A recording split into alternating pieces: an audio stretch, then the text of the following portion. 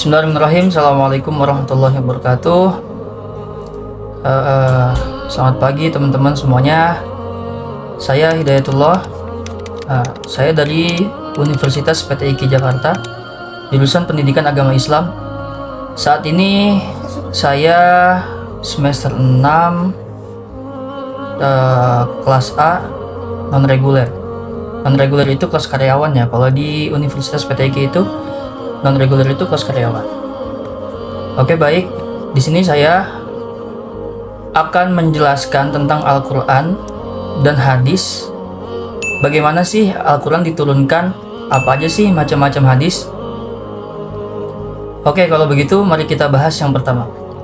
Pembahasan pertama, ada kedudukan Al-Quran sebagai sumber hukum Islam. Al-Quran sebagai sumber hukum Islam, utama dan pertama dalam Islam. Segala persoalan harus merujuk dan berpedoman kepada Al-Quran karena sudah termuat di dalamnya meskipun secara global atau umum. Al-Quran sebagai sumber hukum Islam mempunyai kedudukan yang sangat tinggi. Nah, sumber utama dan pertama sehingga semua persoalan harus merujuk dan berpedoman kepadanya. Yang terdapat kandungan hukum dalam Al-Quran yaitu akidah dan keimanan. Syariah atau ibadah. Syariah atau ibadah ini di situ ada hukum ibadah dan hukum muamalah. Nah, terus yang terakhir ada akhlak atau budi pekerti. Nah, tadi kan kita udah ngebahas tentang kedudukan Al-Quran sebagai sumber hukum Islam. Sekarang yang kedua, kedudukan hadis sebagai sumber hukum Islam. Hadis atau sunnah sebagai sumber hukum Islam mempunyai kedudukan berada pada satu tingkat di bawah Al-Quran yang dijadikan sandaran berikutnya. Lalu, ada fungsi hadis terhadap Al-Quran, yaitu yang pertama, menjelaskan ayat-ayat Al-Quran yang masih bersifat umum.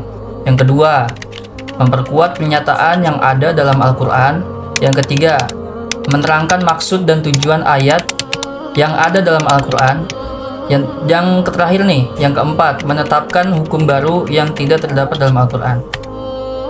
Nah, lalu ada macam-macam hadis. Di sini ada 3 hadis. Ada hadis mutawatir, ada hadis masyhur, ada hadis ahad.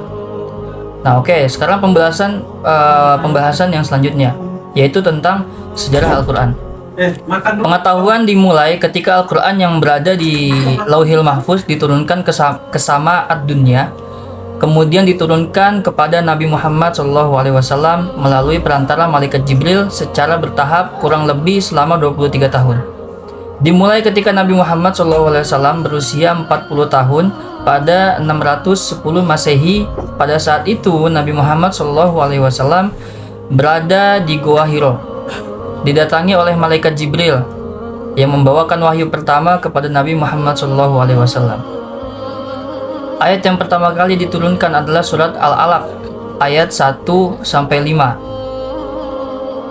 Nah, Ibnu Abbas pernah berkata, Al-Quran diturunkan dari Lauhil Mahfuz secara menyeluruh kepada para malaikat pencatat wahyu di langit dunia. Kemudian Jibril turun membawanya secara berangsur-angsur, 1 dan 2 ayat di waktu yang berbeda-beda selama 22 tahun, 2 bulan, 22 hari.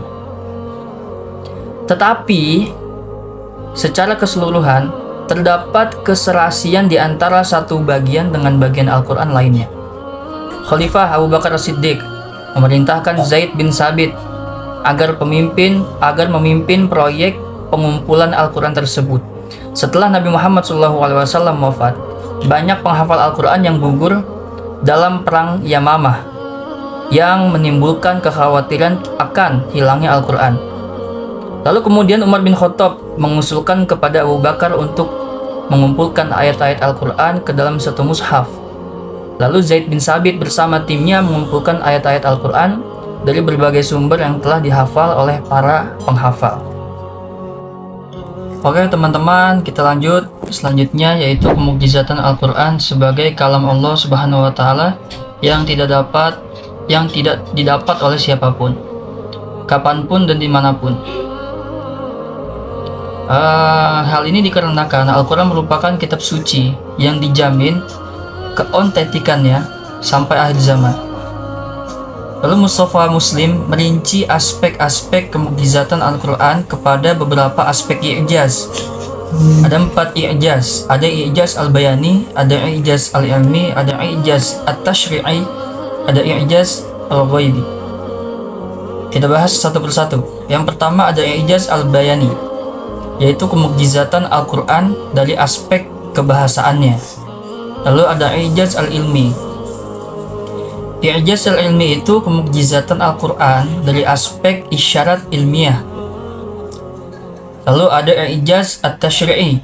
Ada i'jaz at-tashri'i, yaitu kemukjizatan Al-Quran dari aspek penerapan hukumnya. Itu i'jaz at-tashri'i. Lalu yang terakhir ada i'jaz al-ghaibi. I'jaz al-ghaibi itu mukjizat yang berkaitan dengan pemberitaan Al-Quran mengenai hal-hal gaib. Oke, pembahasan selanjutnya yaitu ulumul Quran adalah ilmu yang membahas sebagai hal yang berhubungan dengan Al-Quran dan ilmu yang disandarkan kepada Al-Quran sebagai penunjang untuk memahami Al-Quran secara luas dan mendalam.